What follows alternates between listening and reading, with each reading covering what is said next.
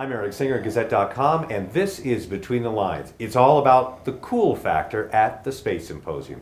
Senior military reporter Tom Roeder is joining us now to explain a little bit more about that cool factor. 32 years into the Space Symposium, and suddenly it's hip again. It's pretty amazing.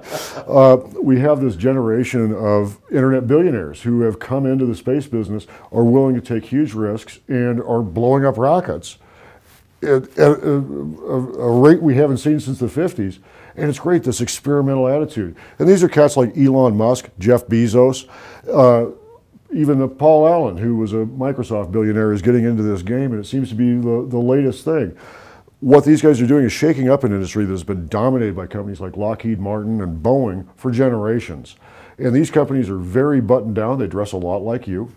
and now they're getting into people who are coming to the party in Hawaiian shirts almost. And that's going to be really fun to watch. A lot of other great things going on at the Space Symposium this time. We have Bill Nye the Science Guy, right. Buzz Aldrin. I mean, just this great cast of characters are going to be there, along with 12,000 others estimated are coming to this show. The Pentagon is still going to be out in force for this. We're going to see Deputy Defense Secretary Robert Work in town, who is pretty much their top guy for space. Of course, John Hyten and the other locals from Air Force Space Command are going to be there. And so, huge trade show. This is literally the biggest show about space that's on Earth. And we'll see where it goes from there. But an exciting time as these small companies really push forward into the space industry. And what this makes possible are commercial spaceflight, space tourism, and eventually they're talking about missions to Mars. And of course, space education for children. Space education for children is going to be a huge part on Wednesday. We see hundreds of school children through the Broadmoor. It's going to be great.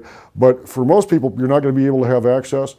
But look to the south on Monday. At 9 o'clock at night, you'll be able to see the fireworks for the Broadmoor for the opening ceremony of the Space Symposium, which includes famous 70s band Tower of Power for these guys. It's a pretty impressive show. And of course, look to full coverage at Gazette and Gazette.com, because we'll have it for you. And on Twitter at CS Gazette. And that was Between the Lines. Thank you so much for being here. Senior military reporter Tom Roeder. We'll see you soon. I'm Eric Singer, Gazette.com.